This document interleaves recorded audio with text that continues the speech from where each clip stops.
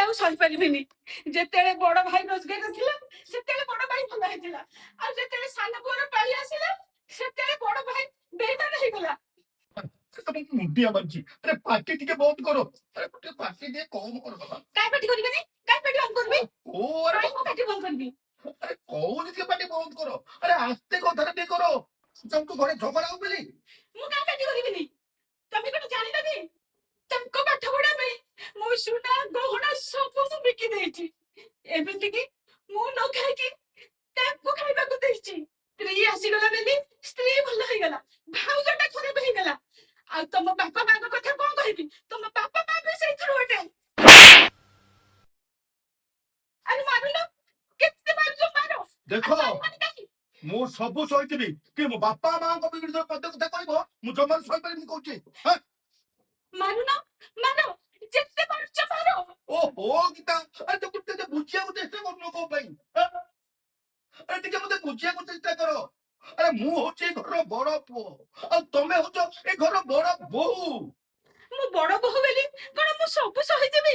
ଆଉ ସେ ସାନ ବୋହୂଟା ହେଇକି ମତେ ସକାଳୁ ସନ୍ଧ୍ୟା ଯାଏଁ କେତେ କଣ କହିଦଉଛି, ତା ମାନେ ସେଇଟା ବି ସହିଯିବି? ମୋ ବାପ ଘର କଣ ଗରିବ ଘର ବୋଲି ରୋଜଗାର କମ ଅଛି ସେଠୁ କଣ ହେଇଗଲା? ଆଗରୁ ମୁଁ ଘର ଚଳଉଥିଲି ନା ଚଳଉନଥିଲି? ତା ବୋଲି ସିଏ କଣ ଟିକେ ଅଧିକ ଇନକମ କରିଦେବେ ବୋଲି ସିଏ ମତେ ଯାହା ପାଇବେ ତାହା କହିବେ ମୁଁ ସହିଯିବି? ଆରେ ଗୀତା, ଗୋଟେ ବଡ ଭାଇର ଗୋଟେ ଭାଉଜର ସମ୍ମାନ ସେତେ ଦିନ ପର୍ଯ୍ୟନ୍ତ ଥାଏ ଯେତେ ଦିନ ପର୍ଯ୍ୟନ୍ତ ଦିଅର ବାହା ନଇଥାଏ। ଆଉ ଦିଅର ବାହା ହେଇଗଲା ପରେ ବଡ ଭାଇ ଆଉ ଭାଉଜର ସମ୍ମାନ ନା ଜମାରୁ ନଥାଏ। ଆରେ କାହିଁକି ନା ସିଏ ଆସି ତା ସ୍ତ୍ରୀ ଆସିଲା ପରେ ସିଏ ଆମକୁ କାହିଁ ପଚାରିବ କହିଲ? ତା ସ୍ତ୍ରୀ କି ସିଏ ପଚାରିବ। ତାପରେ ତା ସ୍ତ୍ରୀ ଯେତେବେଳେ ଘରକୁ ଆସିଲା ଆମେ ତା ପାଇଁ କଣ କରିଛେ ନ କରିଛେ ସେ କେମିତି କାହିଁ ଜାଣିବ? କାରଣ ତା ସ୍ୱାମୀ ଇନକମ କରୁଛି ଆଉ ତାର ପଇସା ଅଛି, ସେ ଆଗରେ କାହିଁରେ ଚଳିଲା। ତା ପୂର୍ବରୁ ତାର ସୁବିଧା ଅସୁବିଧା କଣ ହେଇଥିଲା ସେ ବି ସେ ଜାଣିପାରିଲା। ଆରେ ଜଣେଇବ କିଏ? ଆମେ ଜଣେଇବା କି? ଆରେ ଏଇ କଥାଟା ଜଣେଇବା କଥା ବାପା ବୋଉ। କିନ୍ତୁ ବାପା ବୋଉ ଚୁପଚାପ ହେଇ ବସିଛନ୍ତି। ସେ ଏଇ ବିଷୟରେ ତାଙ୍କ ବୋହୂକୁ କିଛି କହୁନାହାନ୍ତି। ତେଣୁ ତାଙ୍କ ବୋହୂ ଏ କଥା ଜାଣିନୁ କେମିତି? ଆରେ ସେଟା ଜାଣିଲେ ସେ ମୋ ବଡ ଭାଇ କି ଭାଉଜ ମୋ ସ୍ୱାମୀ ପାଇଁ ଏୟା କି ଏୟା କରିଥିଲେ। ତେଣୁ ସେ ଜାଣିଲାନି କଷ୍ଟ ଆମେ କଣ କରିଛେ ସେଟା ଆମେ ଜାଣିଛେ, ତା ସ୍ତ୍ରୀ ଜାଣିଛି। ସେଟା ସ୍ତ୍ରୀ ଜାଣିଲାନି, ବାପା ବୋଉ ଜାଣିଛନ୍ତି। କିନ୍ତୁ ବାପା ବୋଉ ଏଇ କଥାଟା ତାଙ୍କୁ ଜମା କହିଲେନି। ତମେ କିଛି ବୁଝୁନ ନା? ମୁଁ ତମକୁ କହିଲି ବୋଲି ତମେ ମୋ ଉପରେ ହାତ ଉଠେଇଦେଲ। ଆରେ ଗୀତା, ଆରେ ଯେତେ ଭାଇ ସେତେ ଘର। ବୁଝିପାରୁଛ ନା? କଥା ଜାଣିଛ ନା ଜାଣିନ? ଆରେ ଏଇନା ମୁଁ ଚାହିଁଲେ ଏଇନା ଅଲଗା ହେଇଯିବି। ଆରେ ଅଲଗା ହେଇଗଲେ ଲୋକ କାହାକୁ ଦୋଷ ଦେବେ ଜାଣିଛ? ତମକୁ ଦୋଷ ଦେବେ। ସମସ୍ତେ କହିବେ ସ୍ତ୍ରୀ ବଳରେ ପଡିକି ଭାଇକି ସେ ଅଲଗା କରିଦେଲା। ଆରେ କଣ କରିବା କହୁନ? ଆରେ କଷ୍ଟ ଟିକେ ହଉଛି ମୁଁ ଜାଣୁଛି, କିନ୍ତୁ ଆମକୁ ଆଡଜଷ୍ଟମେଣ୍ଟ କରି ଚଳିବାକୁ ପଡିବ। ଦେଖିବା କୋଉଦିନ ବାପାଙ୍କ ବୁଦ୍ଧିରେ ମୁଣ୍ଡରେ ବୁଦ୍ଧି ପଶୁଛି, ସିଏ ତାଙ୍କ ସାନ ପୁଅକୁ ଆଉ ବୋହୂକୁ ବୁଦ୍ଧି ଦଉଛନ୍ତି ଯେ ମାନେ ବଡ ଭାଇ ଭାଉଜ ତମ ପାଇଁ କଣ କରିଛନ୍ତି। ଆରେ ସେଇଟା ଟିକେ ଅପେକ୍ଷା କର। ଏମିତି ବ୍ୟସ୍ତ ହେଇଗଲେ କଣ ହବ? ମୁଁ ଆଉ ଏତେ ସହିପାରିବିନି। ଓହୋ ଗୀତା, ଆରେ ତମେ ବୁଝୁନ କାହିଁକି? ଆରେ ଏଇ ନୂଆ ଚାହିଁଲେ ଆମେ ଏଇ ନୂଆ କାହିଁ ଯିବା?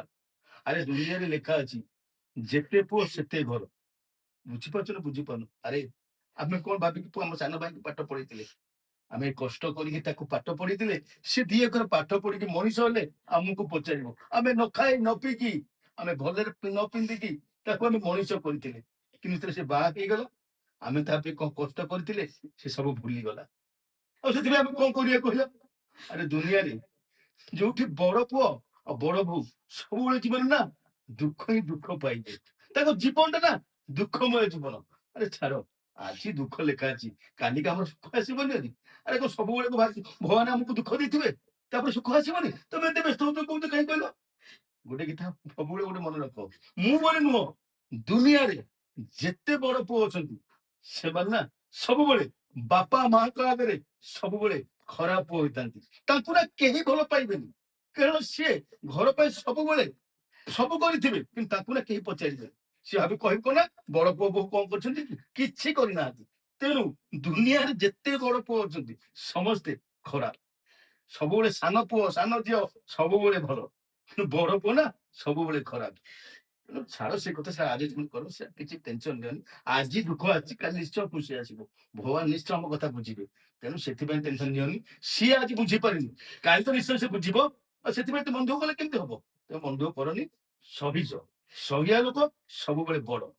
ବୁଝିପାରୁଛ ତ? ଗୀତା, ଜୀବନରେ ବଡ ପୁଅ ହେଇ ଜନ୍ମ ନବାଟା ଗୋଟେ ଅଭିଶପ୍ତ ଜୀବନ। ବୁଝିପାରୁଛ ନା ବୁଝିଲେ? ମୁଁ ଭଗବାନଙ୍କୁ ଏତିକି ପ୍ରାର୍ଥନା କରୁଛି, ଆର ଜନ୍ମରେ ମତେ ଯଦି ମଣିଷ ଜନ୍ମ ଦଉଛନ୍ତି ତାହେଲେ କେବେ ବି ବଡ ପୁଅ ହେଇକି ଜନ୍ମ ଦିଅନ୍ତୁ। କାରଣ ବଡ ପୁଅର କଷ୍ଟଟା କଣ ମୁଁ ଏଇଠି ବୁଝିଗଲି, ଏଇଠି ମୁଁ ଶିଖିଗଲି। କାରଣ ଆଜି ଯାଇ ତମେ ଯାହାକୁ ସାହାଯ୍ୟ କରିଥିବ, ଆଜି ଭାଇ ନା ଭାଇ କି ପଚାରିଲେ। ତେଣୁ ମୁଁ ଏତିକି ପ୍ରାର୍ଥନା କରୁଛି ଭଗବାନଙ୍କ ପାଖରେ, ଜୀବନରେ ଭଗବାନ ନା କେବେ ବି ମତେ ବଡ ପୁଅ ହେବାକୁ ଜନ୍ମ ଦିଅନ୍ତୁ। ମୁଁ ଏ କଷ୍ଟ ଆଉ ସମ୍ଭାଳି ପାରିବିନି। ହଉ ଛାଡ, ଆଉ କାନ୍ଦନି, ତମେ ଜମା ବ୍ୟସ୍ତ ହନି।